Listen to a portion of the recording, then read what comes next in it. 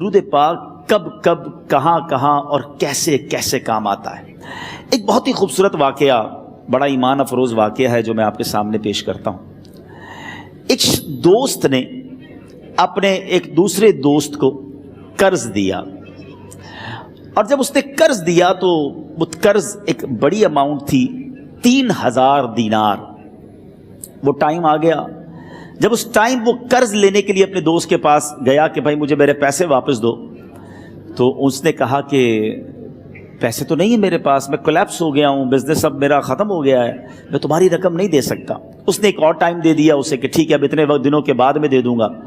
وہ ٹائم بھی گزر گیا، اور جب وہ ٹائم بھی گزر گیا تو اس کے بعد اس دوست نے کہا کہ اب تو پیسے دے دو بھائی، میرا ٹائم پورا ہو گیا ہے۔ پھر نہ دے سکا ٹائم۔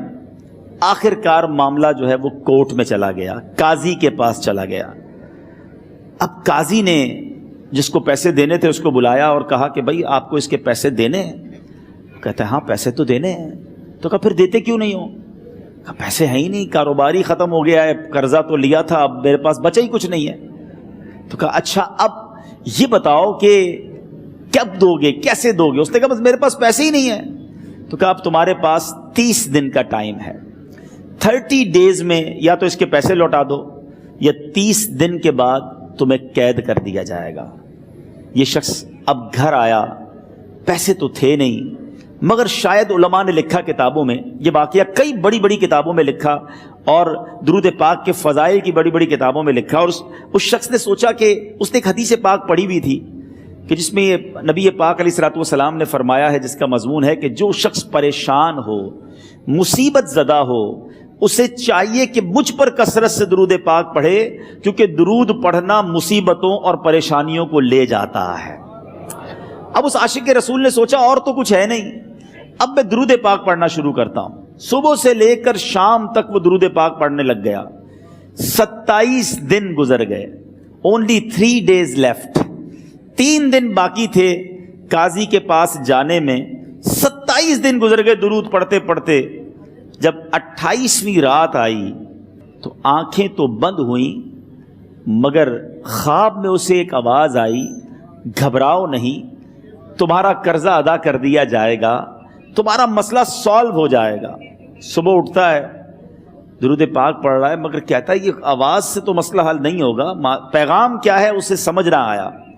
28واں دن گزر گیا، 29ویں رات آ گئی، مگر اب آنکھیں بند ہوئیں اور قسمت جاگ اٹھی۔ نبی پاک صاحب لولاک صلی اللہ تعالیٰ علیہ وسلم خواب میں تشریف لائے، اور پیارے آقا صلی اللہ تعالیٰ علیہ وسلم نے فرمایا گھبراؤ نہیں، علی بن عیسیٰ وزیر کے پاس جاؤ، وہ تمہارا قرضہ ادا کر دے گا۔ اب یہ عاشق رسول صبح اٹھا تو ویری فریش، حشاش بشاش کہ اب تو کام ہو گیا، نبی پاک نے خواب میں آ کر بشارت دی ہے۔ مگر پھر ذہن میں سوال آیا کہ علی بن عیسیٰ کے پاس جاؤں گا تو ثبوت کیا ہے، پروف کیا ہوگا؟ میں جا کر اس کو کہوں گا کہ میرا قرضہ دے دو تو ایسے تو قرضہ نہیں دے دینا، اور میں نے اس کو کہا کہ مجھے نبی پاک نے خواب میں کہا ہے، اور اس نے اگر مجھ سے کوئی نشانی مانگی تو میں نشانی کیا دوں گا؟ آخری دن تھا، 29واں دن تھا، وہ بھی درود پڑھتے پڑھتے گزر گیا۔ 30th نائٹ آ گئی، صبح وہ دن ہے جب عدالت میں جانا ہے۔ اب اس رات پھر نبی پاک علیہ الصلوۃ والسلام خواب میں تشریف لائے، اور آقا علیہ الصلوۃ والسلام نے فرمایا کہ علی بن عیسیٰ وزیر کے پاس جاؤ، وہ تمہارا قرض ادا کر دے گا۔ کہ حضور چلا تو جاؤں گا، لیکن اگر وزیر نے مجھ سے کوئی نشانی طلب کی تو میں کیا جواب دوں گا؟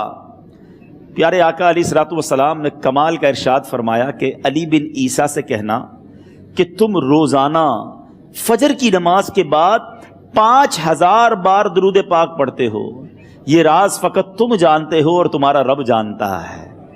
اب یہ جب صبح اٹھا تو ایک نشانی بھی مل چکی تھی۔ عدالت میں جانے سے پہلے وزیر کے دربار میں پہنچ گیا، اسے یہ ڈر تھا کہ آج پیسے نہ لوٹائے تو سزا ہو سکتی ہے۔ جب وزیر کے دربار میں پہنچا تو وزیر اپنے مشیروں کے ساتھ بیٹھا تھا۔ کہا مجھے آپ سے بات کرنی ہے۔ کہا بتاؤ کیا بات کرنی ہے؟ کہا میں ایک پیغام لایا ہوں آپ کے لیے۔ اچھا کس کا پیغام لائے ہو؟ کہا میں نبی پاک جناب محمد مصطفیٰ صلی اللہ تعالیٰ علیہ وسلم کا پیغام لایا ہوں۔ وہ عاشق رسول وزیر تھا، کہتا بتاؤ میرے آقا نے کیا پیغام دیا ہے؟ کہ حضور میں 3000 دینار کا مقروض ہوں، آج آخری دن ہے اور میرے آقا نے مجھے بشارت دی ہے کہ آپ سے کہوں کہ آپ میرا قرض ادا کر دیجئے۔ علی بن عیسیٰ کہتا ہے کوئی ثبوت ہے آپ کے پاس؟ ہے کوئی دلیل بھی ہے آپ کے پاس؟ میں کیسے مان لوں کہ آپ کو نبی پاک علیہ الصلوۃ والسلام نے بھیجا ہے؟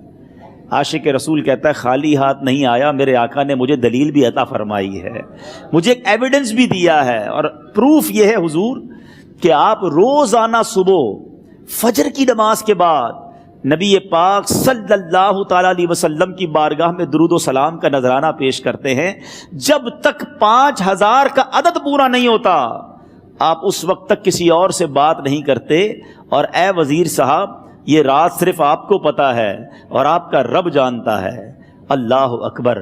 وہ وزیر تو جس کو کہے نا جھوم اٹھا، ایسا عاشق رسول وزیر تھا جو روزانہ صبح 5000 درود پڑھتا ہو، اس کی تو عید ہو گئی نا۔ وہ کہتا ہے مرحبا یا رسول اللہ، میرے آقا نے میرے درود قبول کر لیے، اس سے بڑھ کر میرے لیے سعادت کیا ہوگی۔ اب یہ وزیر اپنے سیٹ سے اٹھتا ہے، اپنے کمرے میں جاتا ہے، تھوڑی دیر بعد واپس آ کر اس عاشق رسول کے ہاتھ میں 3000 دینار رکھ کر کہتا ہے حضور پہلے 3000 دینار تو نبی پاک کا حکم کی میں ادب سے بجا لاتا ہوں، میرے آقا نے جو حکم فرمایا یہ 3000 دینار آپ کو پیش کرتا ہوں، حضور ایک اور 3000 دینار لیجئے۔ میرے گھر آپ آئے، اتنی اچھی خبر سنائی، آپ نے قدم رنجا فرمایا، یہ 3000 اس کا نذرانہ ہے، اور ایسا کیجئے 3000 اور لیجئے، اس سے اپنے بچوں کے لیے کچھ چھوٹا موٹا کام شروع کیجئے، اور ایک وعدہ کر کے جائیے آج کے بعد زندگی میں آپ کو جب بھی کوئی کام پڑے میں آپ کا بھائی ہوں، مجھے یہ خدمت کا موقع دیجئے گا۔ اللہ اکبر! وہ مقروض جو ایک رات پہلے 3000 دینار کا مقروض تھا، ہو سکتا ہے اس کے بیک آف مائنڈ یہ بھی چل رہا ہو کہ اب شاید کل میں نے جیل میں جا کر عدالت میں جا کر گرفتاری دے کر جیل میں جانا ہے، مگر اب 9000 دینار ہاتھ میں ہیں۔ عاشق رسول جھومتا ہوا نبی پاک کی یاد میں گھومتا ہوا اب عدالت میں پہنچا۔ عدالت میں everybody expecting over there کہ آج اس نے آنا ہے اور آ کر کہنا یہی ہے کہ پیسے تو نہیں ہیں، گرفتار کر لو، مگر جا کر اس عاشق رسول نے 3000 دینار جج صاحب کے ہاتھ میں رکھ دیے۔ قاضی کہتا ہے پہلے تو یہ بتاؤ پیسے آئے کدھر سے؟ تم تو کہتے تھے غریب ہوں، تم تو کہتے تھے کاروبار نہیں ہے، ایک مہینے میں اتنی بڑی رقم کا انتظام کیسے ہو گیا؟ سبحان اللہ! اس عاشق رسول نے گویا زبان حال سے یہ کہا ہوگا کہ یہ تو کرم ہے ان کا، ورنہ مجھ میں تو ایسی بات نہیں، اتنا دیا سرکار نے مجھ کو، اتنی میری اوقات نہیں۔ اس نے وہ پورا واقعہ بھری عدالت میں سنا دیا۔ اللہ اکبر! میرے پیارے اسلامی بھائیوں ذرا سوچو پہلے زمانے میں کیسے عاشقان رسول ہوا کرتے تھے، وہ جج وہ قاضی بھی کیسا سرکار علیہ الصلوۃ والسلام کا عاشق تھا۔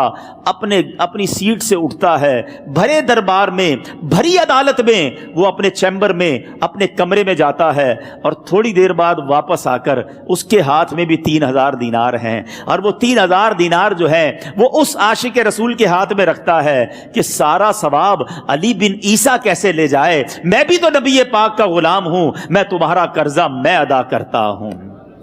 اچھا، اب ایک اور عجیب سینیریو یہ بن گیا کہ جس نے کیس کیا تھا، جس نے دعویٰ کیا تھا، وہ بھی یہ سارا منظر دیکھ رہا تھا۔ کہتا ہے جج صاحب ذرا رکیے، میں بھی اپنے آقا کا امتی ہوں، اور ایک کام کیجئے قلم کاغذ منگوائیے، اس عاشق رسول کا قرضہ ہی میں معاف کر دیتا ہوں۔ اچھا، اب عاشق رسول نے وہ واپس 3000 دینار جو جج صاحب نے دیے تھے وہ واپس جج صاحب کو دیے کہ حضور یہ پیسے آپ ہی رکھ لیں، قرضہ ہی معاف ہو گیا، اب آپ کے پیسے کا میں نے کیا کرنا ہے؟ جج صاحب کہتے ہیں جو پیسے نبی پاک کے نام پر نکالے ہیں اب مجھے واپس نہیں چاہیے، یہ بھی تم اپنے ساتھ لے جاؤ۔ اللہ اکبر! میرے میٹھے اسلامی بھائیوں، وہ عاشق رسول ایک رات پہلے 3000 دینار کا مقروض ہے، اب 12000 دینار لے کر گھر کو واپس جا رہا ہے۔